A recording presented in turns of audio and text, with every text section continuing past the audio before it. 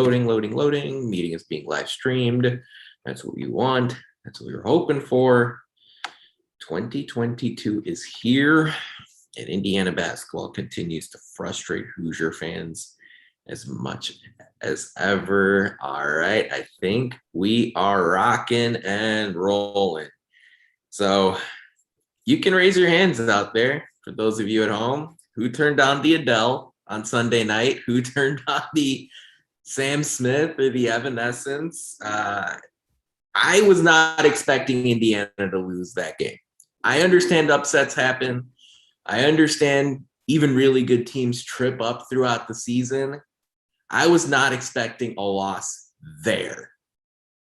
We have opinions after Indiana's 61-58 loss to Penn State. We're going to dive into those and so much more here on episode 233 of the Hoosier Sound, where we are the official podcast of Indiana HQ. Our mission and goal is simple. We want to bring in-depth analysis and coverage for IU sports to as many fans as possible to across a multitude of modern platforms. We're recording this edition of the Hoosier Sound on Tuesday, January 4th, 2022, where I am your host, Nathan Khristian. Here with me tonight as normal, the Hoosier Sound co-host, Matt Lukens. Matt, welcome to 2022.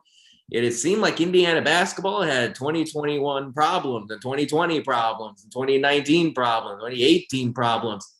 What happened on Sunday?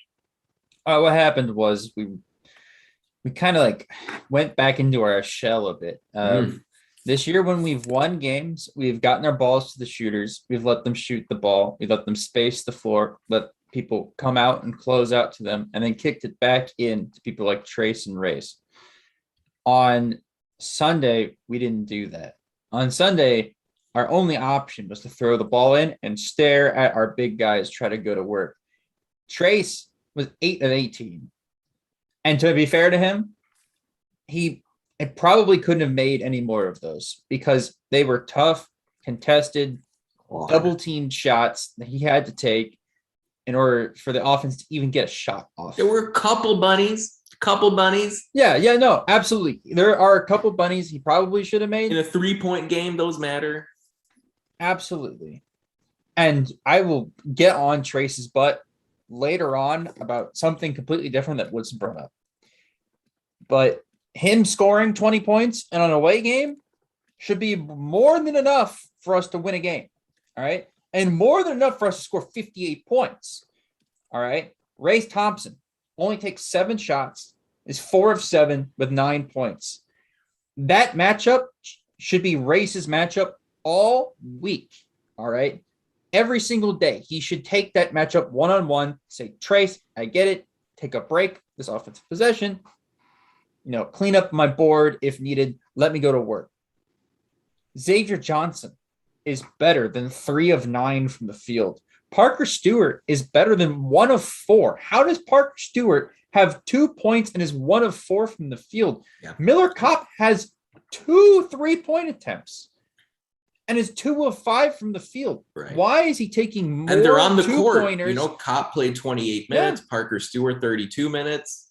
Absolutely. 3 people played more than 30 minutes. Those are Trace, Race, and Parker Stewart. Trace is the only one to have double-digit shot attempts in 30 minutes. Yeah. These guys should have double-digit shot attempts. All 3 of them should. Yeah, get more selfish. Get more selfish. Every single game. Let alone points. They should have double-digit shot attempts. I completely agree, Matt. And look, I understand a lot of the complimentary pieces around Trace Jackson Davis want to let Trace cook. And look, he's an excellent player. He's an All-American, justified. We've gotten on his case already tonight, saying missed a couple bunnies, but Kopp, Stewart, Johnson, Tom, get more selfish. Yeah. Especially in a matchup against Penn State. And you're going to have a few more of these matchups down the road against teams that you should beat because the Big Ten is a little weaker this year than in prior years. Sunday against Minnesota, a couple of Mondays from now against Nebraska, matchup again coming up towards the end of the year, once again against the Gophers. You want to assert yourself in those games because Parker Stewart's guy who's defending him, Not afraid of Parker Stewart when Parker Stewart takes only 2 3-pointers. Miller Kopp's guy who's defending Miller Kopp, who is a star, borderline star, a key piece at Northwestern on a Big Ten team, on a good Big Ten team. Miller Kopp's defender ain't afraid of Miller Kopp when Miller Kopp only takes 5 shots. So as far as I'm concerned, those snipers that were such a large chunk of the hope surrounding this team coming into the season need to get more selfish starting as soon as Thursday night. I mean, these games come fast and furious now, and that's a great thing for Hoosier basketball fans and Big Ten basketball fans. You're sick and tired of seeing games postponed due to protocols and whatever other reason. You want these games to be played, and starting Thursday night, Matt, Parker Stewart and Miller Kopp need to light it up. When you look at IU's 3-point loss to Penn State, a game where the Hoosiers went in as a 5-point favorite at tip-off, what was the biggest issue or the 2 biggest issues that you saw on Sunday that you're concerned might sustain throughout the rest of the season? Rebounding, and rebounding. We got out-rebounded by Penn State. Penn State? Yeah. That's like Indiana out-rushing Penn State in football. Exactly. And it not only was it not close, it was an effort. It was a lack of rebounding effort. How does, Woodson said this and people were like, how is Woodson criticizing Trayce Jackson-Davis for this? And he scored 20 points. I understand that. Scoring 20 points is important. But he's 6'9", otherworldly athletic, and he played 34 minutes, and you have 5 total rebounds, including 0 offensive rebounds when we take 17 threes. Like, we missed 13 of them. Those were 13 offensive rebounding opportunities. And that's the thing about why I want somebody like Parker Stewart and Miller Kopp to get more shot attempts. Guess what? We should have a rebounding advantage because of the talent and the effort that Race Thompson and Trayce Jackson-Davis have. And they give game in and game out. It was unacceptable effort from Trayce on Sunday on the rebounding side. I have no problem with Race Thompson on that fact. In fact, he had 10 rebounds. He had 6 offensive rebounds. Well. He was great. But Trayce should be getting more offensive rebounds, and the team should be taking more shots that allow players to rebound the ball. This is directly a message at Xavier Johnson and Rob Phinisee. They forced way too many drives on Sunday, and it's much harder to clean up a drive, a layup, than it is to clean up a bouncing, ricocheting 3-pointer. And we need more second-hand opportunities to cash in on getting more shot attempts. We have 58 shot attempts, 7 more than Penn State. We only had 6 turnovers on Sunday. We should win the game if we only have 6 turnovers. Yeah, we had 6 turnovers, and we had 13 assists and lost a game. That should never be the case. Actually, we had 23 buckets on 13 assists. That should also never be the case. There's too much ISO ball. And what I want to see from the staff, a bit of a solution, because I know we're complaining. We're looking at numbers. I have the stat sheet up. Solution. Yeah, hit me. More two-man game. More two-man game using the ball as a screener. Now, what I mean by this is it's something that people in the NBA do. Is this NBA offense. You bring to IU. I know Coach Woodson has sets for this because I saw the Knicks run it with Julius Randle. So what happens is you bring the ball up the court, Trayce backs down his guy just inside the 3-point line, posts up. Xavier throws him the ball. So he's here's the arc. Trayce is now here. For those he's at the top left hand, just inside the arc for those that are not watching the YouTube stream. On the left-hand corner of the 3-point corner is Parker Stewart. Parker Stewart is going to run and curl around the ball from Trayce. What this does, it uses the ball as a screen. So now the defender, Trayce's defender, who he's posted up, and the ball becomes the screen for Parker to curl around, and Trayce can either hand the ball off, kick it back up, or spin and then take his guy baseline. And that's something we should be seeing Trayce and Race do on almost every single possession. because you have to guard Parker Stewart. He's an elite shooter from every single range, whether it's 3-point or mid-range. And the same can be done with Miller Kopp. Get those two in motion moving, and then have the other rest of the squad. Xavier Johnson, who's actually been pretty good from 3 this year. Miller Kopp, whoever else is out there. Spot it up on the other side, create space. Race Thompson as well. Was one of 3. How Race hits a 3 and we lose a game? That should not be possible. It was all too clogged. It was all too clogged on Sunday. And I think that was a problem we saw with Archie Miller. And I was running the Indiana HQ Twitter account on Sunday, and I saw the comments and I saw the mentions. All of you were spot on. It was a very Archie Miller type offensive performance for Indiana on Sunday. And the one thing you had with him is he got to the free throw line. Indiana didn't do that on Sunday, only getting their 12 free throw attempts. So look, obviously Indiana is still in an okay spot. They're 10-3, 1-2 in Big Ten play. But here's a stat for those of you that should raise some concern. Indiana this year is 0-3 against quad 1 and quad 2. Okay, all their 10 wins this year. You can pound your chest all you want and raise the roof all you want. St. John's win and the Notre Dame win. Those are quad 3 wins. Okay, St. John's came at Assembly Hall. Notre Dame, not a great team. Those are quad 3 wins. So Indiana's first, or I should say Indiana's next chance at a quad 1 win. And it would be quad 1 if they beat Ohio State on Thursday. Now, the question really is, now what, right? How good is this team? How bad is this team? Who knows? And no one knows. That's the answer. But I will say this. If we look back, right, at the end of March, end of April, whatever, if we look back on the season and say Indiana's darkest, worst moment was a road loss at Penn State in the middle of the season when a Penn State team had 3 weeks off and Indiana even had 10 days between games, and a game where Penn State not only shot 50% from 3, but were hitting some ridiculous jump shots all around Bryce Jordan Center. And in a game where Indiana made just 4 out of 17, shooting 24%. Indiana also didn't have Trey Galloway and Khristian Lander available. Actually, they didn't have Trey Galloway. They didn't play Khristian Lander.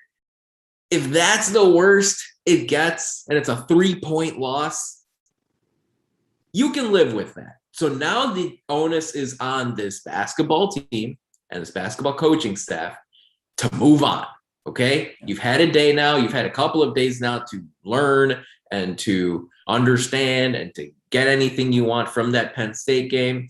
Get those lessons. We talked about the rebounding. We talked about how some of the key shooters, especially Parker Stewart and Miller Kopp, need to be more assertive. Great. Those are your key takeaways. Now the entire focus has to be on how can you get better the rest of the season.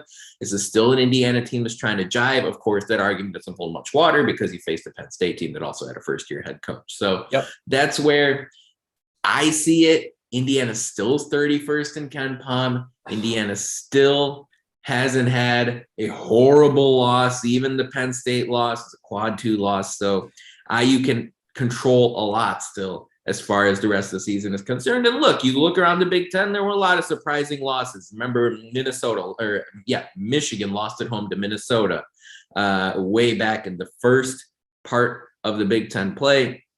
And then you look around here, Nebraska almost knocked off Ohio State on Sunday. Of course, Wisconsin walked into Purdue and won yesterday. It looks like Michigan's going to lose by 17 or double digits or something to Rutgers tonight. So, look, that's where things are at. Things are crazy. Matt, overall, as you look at this IU Penn State game in sort of the big picture, how much will IU regret not getting this win? Is this something you can see snowball, or do you see it sort of as an isolated incident? I hope it doesn't snowball. I see it as an isolated incident. I think for what you say, I was very doom and gloom and wanting everything to burn everything down on Sunday. And then I would like somebody to show me the 11 threes that Penn State made and just post them somewhere, because I'm pretty sure 5 of them I was going to say like one-legged, 7. One-legged, falling out of bounds, corkscrewing, flipping upside down 3-pointers. That should not and under any circumstances, Eh. go in, or it should be shots that should be taken in any game, in any situation, other than with 1 second left on the clock in an NBA final. Exactly. Or when you're playing horse in the driveway, right? So you got severely. I'll agree with you on this, Nathan. They got severely unlucky on Sunday, like otherworldly unlucky, like for not only for us to be playing so badly, but for Penn State to just come out after a 22 days off and shoot like the 2016 Warriors is dumb. And if you look at their total percentage, right, I think they shot 41% from the game. Yep. But they shot 50% from three. Right. Fancy on that. 22 attempts. It's unfortunate. It sucks. It's annoying. And great teams win these games. Great teams find a way to win. We are not a great team right now. And that's why everybody is frustrated, because we have a great player. We have we have an all-American type player on our team. We have a fantastic role player in Race Thompson. We have shooters finally. And it's like, what is the problem? Is coaching the problem? I don't think coaching is the problem. All right. Me neither. I think it's player mentality. I think it was a little bit of bad luck. And I think, unfortunately, these things happen, and we're not a good enough team yet to overcome being unlucky. Now, we could probably use some luck against Ohio State on Thursday, we will talk about, because I think they are a better team than us. And then we will be playing a extremely lucky team in Minnesota on Sunday. So we're going to need our luck to turn around. And so hopefully this doesn't snowball. However, I would blame it more on luck than I would blame it on lack of skill. And you also look at Indiana this year, right? 1-3 in really close games that really come down to the final possession.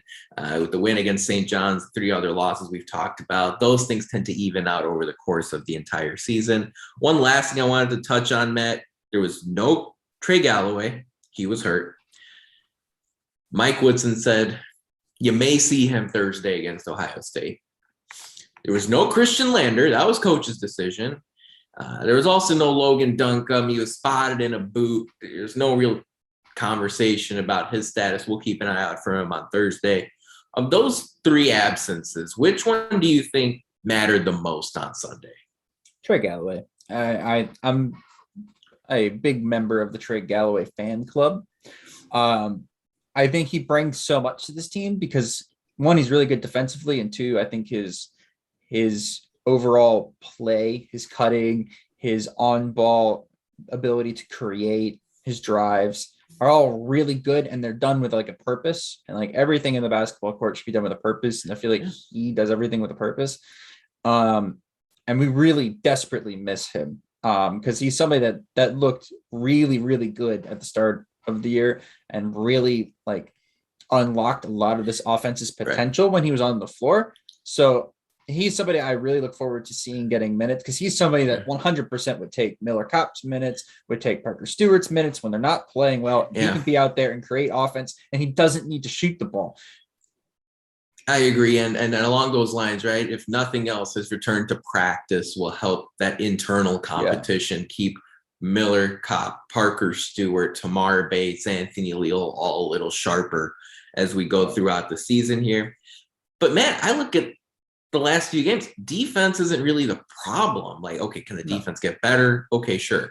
But Khristian Lander has offensive gifts, okay? And he's shown it this year, and he's shown it last year. And while I'm not saying you have to start him and play him 35 minutes, I am hard-pressed to understand how on a team that has a 75th ranked offense in the country, when you look at the advanced numbers, the Ken Palm numbers, how Khristian Lander can't carve out some playing time. And you may have to just go game by game and decide whether it's Xavier Johnson who gets a few less minutes, or if it's Rob Finney who gets a few less, or you play Lander alongside one of those two guys and take away minutes from Tamar Bates or Anthony Leal or Trey Galloway or whatever. But on a team that's struggling to score. I'm surprised Khristian Lander hasn't seen more time. And I'm not, again, 0 minutes to me is just too little. I understand that. And you know what? If you're a Lander stan out there, I don't blame you. In fact, I kind of understand it. But he looks like a chicken without a head. It's okay. On defense. Behind him, you've got Race Thompson or Trace Jackson Davis or Michael Durr. Let's see what he can do on offense. I get that. But Woodson ain't going to play him if he's running around like a chicken that just left the chicken coop. All right? He has no idea what he is doing on defensive assignments. Like, Ant Wright was talking to me after the Syracuse game, and he's like, that Syracuse loss is on Khristian Lander. To him, I said, he was only in there because our other two point guards were fouled, but Lander looked utterly lost. No.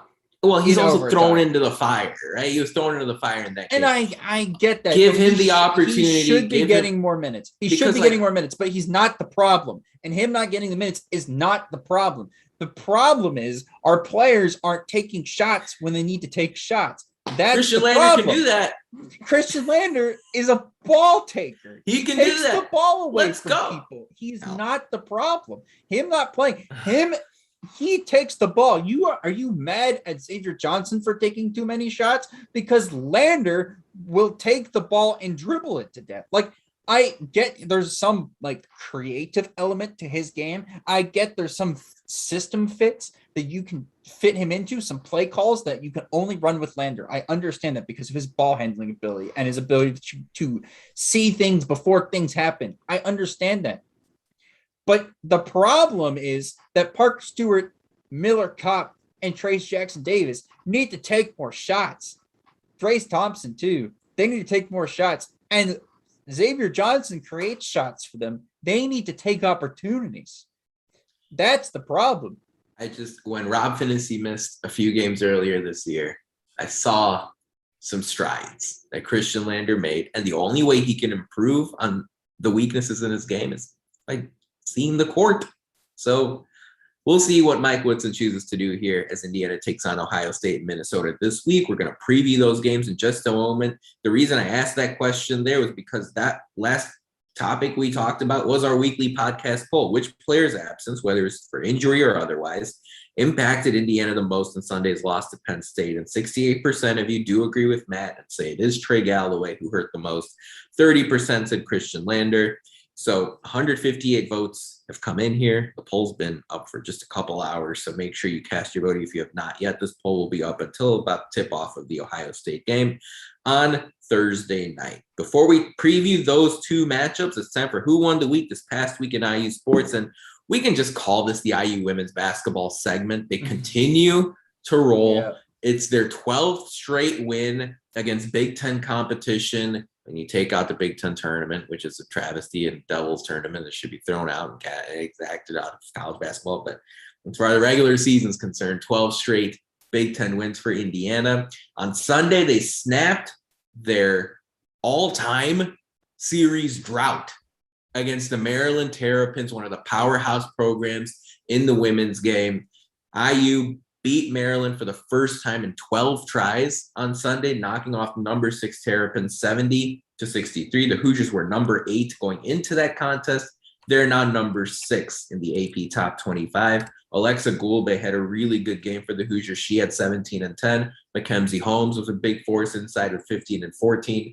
Those are a couple numbers I would like to see Race Thompson and Trace Jackson Davis have in the rebound column going forward here in the rest of the season. Ali Patberg had 18 points, serving as a threat from the perimeter. So the Hoosiers now 6th spot in the AP Top 25. And I'm just going to say, if you know anything about the IU women's basketball program, the rise that they have made to this point is absolutely spectacular. And if they can do it, the men's team has no excuse whatsoever because they are playing with a lot more resources and a lot more historic success as far as we're concerned. So there's just no excuses for this men's basketball program going forward. If you'd like to subscribe to our podcast for free, all you have to do is search for the Hoosier Sound wherever you listen to podcasts. Stay up to date with all of our information by following us on Twitter at Indiana HQ and at the Hoosier Sound. If you enjoy our show, leave us a review, tell a friend, share our links. Your support really helps us grow this podcast and reach more passionate IU fans such as yourself. Like, subscribe, retweet, those kind of things make a really big difference. All right, Matt, let's dive into these two massive conference matchups. By the way, I'm just editorial note, the Big Ten continues to be amazing. I mean, conference play back in action for like 3 days, and it seems like every game is either close or shocking or both. So it's been a great ride tonight. We've got, looks like a couple of blowouts, but as far as I'm concerned, the conference keeps getting better and better as far as these Big Ten games are concerned. It's so great to see the fans in these historic, these famous venues, even the Rack, which I think is now sponsored by some fast food joint. I forgot which one, but anyway.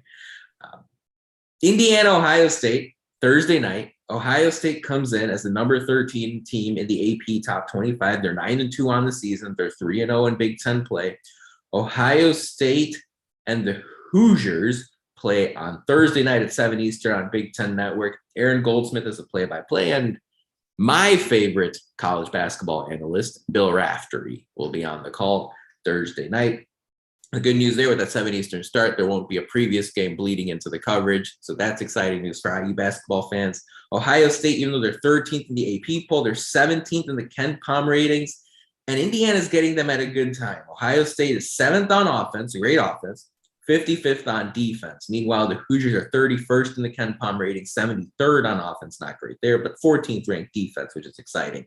Ken Pom has the Hoosiers winning this game right now, 70-69. So it's going to be a proper gut-busting, nail-biting, butt-cheek clenching contest on Thursday night. Joey Brunk homecoming. It's going to be great to have the big man come back to Assembly Hall. Ohio State's got some injury concerns. They won't have Justice Sewing or Seth Towns until later in this month, according to Chris Holtman. Sewing has played games this season, averaging 15 minutes a game. Seth Towns has not yet played. Kyle Young will be a big question mark. He missed the Nebraska game with a non-COVID illness. The solid, steady forward. We'll see if he plays for Ohio State on Thursday, much like we'll see if Trey Galloway plays for Indiana on Thursday. Matt, talk to me about Ohio State. What are some of the key matchups you're looking forward to? Indiana is projected to win this game by a point, and man, I don't even have to say Assembly Hall is going to have to be a huge home court advantage for IU. For sure. I think when you talk about this team, it starts and ends with EJ Liddell because he leads the team in points. He leads the team in rebounds. He leads the team in blocks, and he's second in assists. He does everything for this team, and just like Trace does a lot for this IU team. He averages the most minutes on the team per game.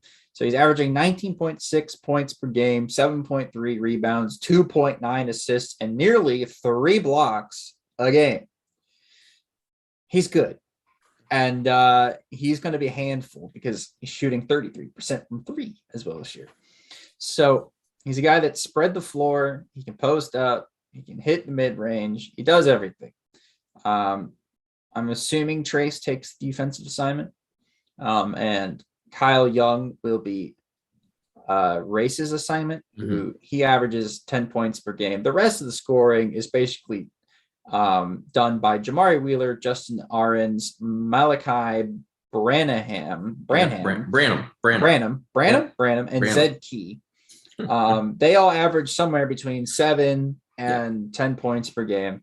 Well, except the crazy thing with Branham is he dropped 35 on Sunday at Nebraska. Right. But they get scoring from all these players. And when they win games, they get enough scoring from one other player other than EJ Liddell, which is something that IU has a problem, which is that we need somebody else to step up besides Trace to help relieve the scoring load. Ohio State has that. It's very spread out. It's They just kind of go with the hot hand on any given day. They shoot 40% from three. So they're a team you need to chase off the 3-point line and pray that they miss a contested jumper or a contested layup at the rim. We can't be letting them get comfortable shooting from 3-point in Assembly Hall, which is something that I feel like I've talked about multiple times and something this team has not done. But I'm not really worried about the offense or the defense, rather. I'm more worried about the offense against this team because EJ Liddell patrols the paint. Zed Key and Kyle Young are two forwards that are really just, they get after you. They're gritty. They get the rebounds, hustle plays. They're on the floor. These guys are going to need to be dealt with on the offensive end. You're going to have to play around them, which means we're going to have to pick on the guards, which is a terrifying thought, I'm sure, for most IU fans. It just means that our point guard is going to need to play well. Yeah. We are going to need the best game that Xavier Johnson has played in IU uniform. Yeah. If we are going to win this game, he's going to have to score 14 points. He's going to have 6 assists. Yeah. And he's going to have like 5 rebounds because we're going to need a performance out of him to prove to the country why IU fans were so happy that we got him from Pittsburgh. Right. And I'm sure he'll be up for the game and ready, but he just needs to not rush things, not force things. And I think it will come to him because this Ohio State team, while having really good forwards, their one weakness is guard play. Even they have good shooters, but they don't have like a true point guard. They don't have somebody that runs the show. Like Jamari Wheeler averages 4.1 assists per game. Nobody else other than EJ Liddell averages anywhere close to like more than 1. EJ Liddell has almost 3. Jamari Wheeler has 4. And everybody else has like 1.5 assists per game. Like they don't have a primary creator for the offense. It's just kind of their offense as a whole creates for each other. So if they're sharing the ball really well, they're going to win. If they're not, now you can get in passing lanes and disrupt them and force them into taking either quick shots or taking them into ISO ball. IU's going to probably feel really comfortable that they might win this game. So that's Ohio State. I feel like I talked for about 20 minutes there, but there's a lot to digest. There is. And it's going to be a great matchup. And of course, when it feels like the spread's going to be 1 or 2 points one way or the other, every detail matters quite a bit. You talked about the guard play. I mean, guards have hurt Ohio State this season. You look back to Sunday, it was Bryce McGowan who had a good game for Nebraska against the Buckeyes. Even though Wisconsin lost to Ohio State by 18, Johnny Davis, who is the Big Ten star, emerging, unexpected star, whatever title you want to use for him, he had 24 points against the Buckeyes. Jalen Pickett, who hit a couple threes against Indiana on Sunday, he had 23 against Ohio State. So guards got to step up in some capacity. I just wanted to mention if Kyle Young is unable to play, you're probably going to see a lot more Zed Key. And yes, Malachi Branham, fringe 4 or 5-star freshman, really high 4-star freshman for Ohio State, dropped 35 out of nowhere against Nebraska on Sunday, winning Big Ten Freshman of the Week. As I look at this matchup, so many different aspects are going to make a difference. The one thing that stands out to me is that Ohio State does not really force turnovers. They don't really push the issue on defense. We talked about how their Ken Pom rating is stronger as far as their offense is concerned compared to their defense. In an overtime game where both teams scored over a combined 160 points, Nebraska had just 8 turnovers against Ohio State. So the Buckeyes don't really force the issue. If you give it to them, they'll take it. But otherwise, this is another game where Indiana has to, in my opinion, keep that turnover number under 12. And that's a seal. Ideally, it's under 10. Single digits is the number I'm looking for in that turnover column. Matt, there's so much to talk about with Ohio State, but what's the one number, what's the one stat you're going to be looking for, the one matchup for Indiana to win this game? Yeah, I'll go with rebounding. They average about 36 rebounds a game. If we can out rebound them and get more than 36 this game, I think we have a really good shot at winning the game. Again, it's most of the rebounding is done by Kyle Young, Zed Key, and EJ Yep. Liddell. Here you go. And if you can Makes keep sense. Zed Key and Kyle Young off the offensive Yeah. glass, you're in a really good spot. I love it.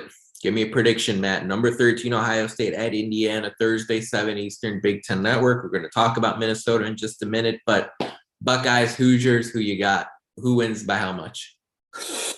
72-70 IU. Ooh, nail biter. Wow. I think Assembly Hall is going to make a difference in this I game. do think so, yeah. I might sound like an idiot here, but Ohio State's a little bit shorthanded. Ohio State's playing back-to-back road games. Indiana's got to be hungry. You've got to be angry at how you lost to Penn State. And if that plays true to form, I think Indiana's going to win this one by double digits. I think Hoosiers are going to come out on top 76-63. That's the kind of game I'm feeling out of IU on Sunday. I think on Thursday night, I think the offense is due for some improvement. I think they're going to be upset at how that last game went. And I made the argument earlier. I thought Indiana's gotten a little unlucky this season. So we'll see if that turns around coming up on Thursday. Real quick, it's time for a social media shout out and scrolling through the different pages over the course of the last week. I wanted to give a shout out to the Twitter account, Saint Tom Allen. If you go over to his or her or their Twitter account, there's a lot of good, sort of nostalgic or whatever content out there as far as pictures and statistics and on this day stuff that I see frequently retweeted or tweeted onto my timeline. I just wanted to give him a shout out. That's the whole point of this segment. So shout out to St. Tom Allen. Follow them if you don't already. While you're at it, if you don't yet, make sure you follow our social media accounts anywhere and everywhere. On Twitter and on Facebook and on YouTube, we are Indiana HQ. We are at the Hoosier Sound. Matt, on Instagram, we're not Indiana HQ, but what are we instead? Indiana.HQ. Exactly. And that's where you can follow us. We churn out pictures and videos and stories. I wanted to be in Bryce Jordan Center on Sunday, but because of flight issues, I wasn't able to make it out there. But you better believe this week with 2 games coming up at home, we're going to have you fully covered as far as this IU basketball team is concerned on the men's and the women's side from now until the final game of the season. Matt, let's wind things down with another almost just as important Big Ten home matchup. Indiana's got an Assembly Hall week coming up here. Minnesota comes to Bloomington on Sunday. It's a day game. Noon Eastern, Big Ten Network. Going to go right into your Week 18 football action on Sunday. Minnesota is playing right now at home against Illinois as we are recording this podcast, and it is a whopping. Illinois leads by over 20 points here in the waning stages of this game. If you draw any conclusions from this, Illinois' superstar big, Kofi Coburn, 29 points and 9 rebounds. Maybe that's an indication of what IU fans should expect out of their superstar big. It is a first-year coach at Minnesota, Ben Johnson, who used to be an assistant at Minnesota, at Iowa, at Nebraska, at Northern Iowa as well, and Xavier too. Minnesota, a surprise story in the Big Ten this year, I guess up until today's game. They came in with very low expectations, a completely new team except for Peyton Willis, the guy you guys are familiar seeing, guys like Marcus Carr and Gabe Kalsher and Liam Robbins, Daniel Oturu over the last couple of years. They've all moved on. Completely new team. Yet they sit right now 68th in the KenPom ratings, 92nd offense, 64 defense, true road wins at Mississippi State and at Michigan, which is more than IU has done to this point this season. They also have a close home loss to Michigan State and now a pretty lopsided home loss to Illinois. Matt, KenPom has Indiana projected to win this game 70-62. Talk to me about a couple of the key players that IU fans need to watch out for the Golden Gophers. Three players. Oh. Jamison Battle, Peyton Willis, and EJ Stevens. I think they take the vast majority of shots and most of the attention of defenses alike from Minnesota. The Jamison Battle is a do-it-all forward. He averages about 19 points per game, 6.5 rebounds a game, and averages 35% from three. He's also an 81% free throw shooter, so that's pretty good. Peyton Willis is a guard, 16.3 points per game, averages about 46% from three, but somehow shoots 57% from the free throw line. I don't even know how that's possible. And the same thing with EJ Stevens. Again, a guy that shoots 43% from three and shoots 70% from the free throw line. And these guys, 11 points, 16.3, 18.9, they take the majority of the shots, take most of the attention on Minnesota. The rest of the team kind of just fills it out. They really only play 7 players, I think. Yep. More than like 5 minutes a game. Actually, they're the only ones that are in double digits. And Eric Curry's their like center. Doesn't take any shots, so he'll be the guy guarding Trace. Really, I'm actually not even worried about this team. I'm not even gonna lie to you. I saw him on the schedule. I saw that they were 10-1. I'm like, that's gonna look like a great win, but I'm not really worried about Minnesota at all. Their offense is really fluky. Again, they only have they have 3 guys in total on the team that even shoot 3-pointers. And they all average like 35+%, which is absurd. And like Jamison Battle has to do it all. So if Jamison Battle is feeling really comfortable and is shooting the ball really well and is like running around getting whatever shot attempt that he wants, we're in trouble. But I have a feeling that IU's defense is not going to allow them to do that, and they're not good enough defensively to keep Trace off the boards or out of position, and they're not good enough defensively if they take Trace away to then guard our shooters. So as long as we get the ball, the people that need to get the ball, we should win this game pretty comfortably at home. I think 70-62 is actually giving Minnesota way too much credit. Yeah, and so if you believe in that, then maybe if Indiana's a 6 or 7 or 8 point favorite on Sunday, you might take them. The Hoosier side of that looking ahead. Minnesota, you give them credit, right? You give them credit for banking some good wins to this point. Again, Indiana does not have a quad 1 or quad 2 win this year.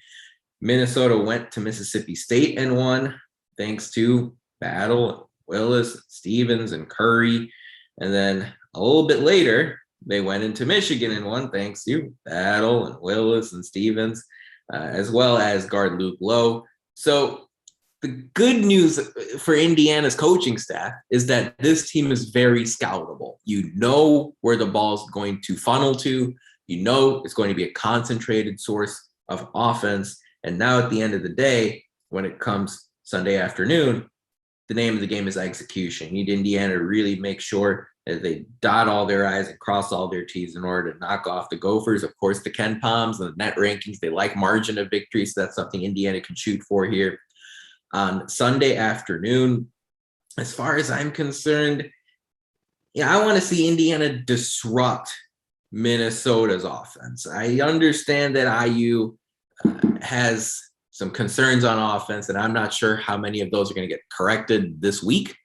So Indiana's defense has to travel back to Assembly Hall against Ohio State and Minnesota as well. The Gophers don't turn it over much, and I want to see Indiana really make life difficult for Ben Johnson's team. I think a product of Minnesota's lack of giveaways was a relatively easy schedule they faced so far. Of course, I keep highlighting the fact that they have won a couple of tough games this season, but I want to see Indiana go out there and make life really difficult. Now, one concern for Hoosier fans is that the Gophers will have a 2-day rest advantage. They're playing right now on Tuesday night. Indiana doesn't hit the court until Thursday night against Ohio State. Matt, if you're looking for one IU player to step up, who you got? Probably Trace has to have a really good game. Yeah. And then also, give me Parker Stewart. Parker Stewart's got to hit like 3 threes this game. He has to, because Trace, they're going to have to start doubling Trace at some point. And so what's going to happen is that IU is going to feed Trace. They're not going to be able to stop him. And all of a sudden, Jamison Battle is going to have to come down, and whoever he is guarding, whoever is playing the three, is going to get open for three and is going to have opportunities there. And he has to take them. So. And for me, for a lot of the same reasons, Miller Kopp is the guy. I need to see him knock down a few threes against the Golden Gophers. I need to see him play good defense. I'm projecting he'll get the defensive matchup on Jamison Battle. And of course, I want to see Kopp swoop in, grab a few rebounds as well. Of course, the rebounding responsibilities do not just fall on your two forwards.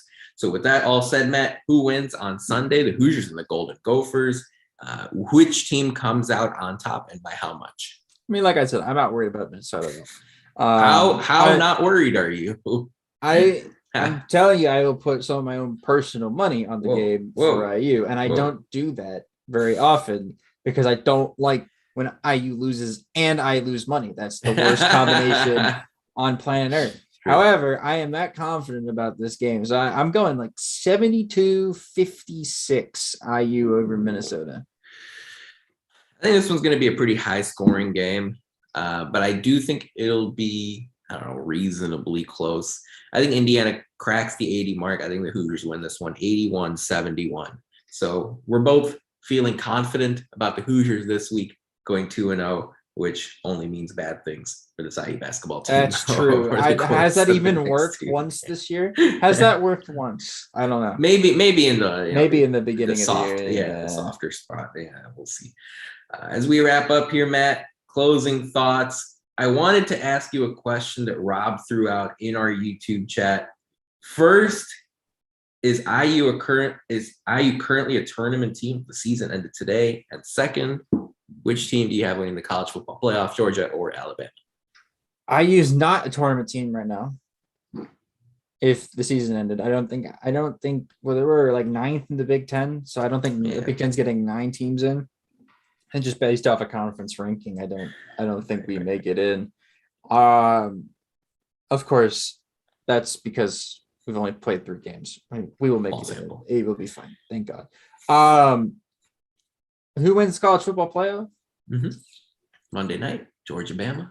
Monday night, if I'm a betting man, I say Alabama. My heart wants Georgia to win because I feel bad for those cursed fans, even though the Braves won this year. So wait. Can both teams lose? Like, is that possible? No, it's not. I would rather Georgia win, but I think Alabama wins this one, probably in the same fashion they won the SEC championship, convincingly. I've got Georgia, man. I mean, Georgia had a bad day in the SEC title game, and Georgia lost the last one. Maybe they turn around and win this one. Got a lot of good players. Love Jordan Davis up front. Love Nakobe Dean. I love Georgia's running game. Stetson Bennett's got to feel good about himself. I think Georgia wins. And along those lines, I do think IU is a tournament team right now. I think it's good for them that they've logged a couple of nice non-conference wins. And again, they've avoided the horrible loss. And that's why Joe Lunardi in today's version of bracketology has Indiana as one of his first 4 buys into the NCAA tournament. And I agree with that thought process. It's kind of surprising when you look across college basketball, how many teams have just a really ugly loss on their resume. And Indiana does not have one, no matter how bad you think Penn State is, because that was a true road game and Penn State's a top 100 team as far as the Ken Palm ratings are concerned. So that's where I stand on that. Of course, if Indiana loses to Minnesota on Sunday, everything gets thrown up in the air. But that about wraps it up for our 233rd show of the Hoosier Sound. Thank you so much for joining us. We really appreciate your support. Thank you to our live audience. You're all beautiful people. To hear more fantastic episodes like the one you heard today, be sure to follow us at Indiana HQ and at the Hoosier Sound to make sure you don't miss any in the future. You can also go to our website, indianahq.com, to find it all in one place. But as always, thank you for listening, Hoosier Nation.